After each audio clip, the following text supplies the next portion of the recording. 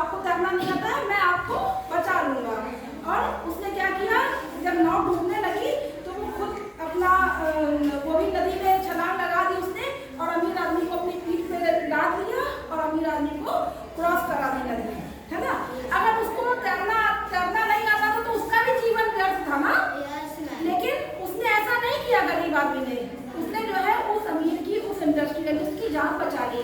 तो हमें कभी किसी का मजाक उड़ाना चाहिए? कभी हमें किसी के ऊपर घमंड होना चाहिए, अपने ऊपर घमंड करना चाहिए किसी बात पे? नहीं घमंड करना चाहिए ना।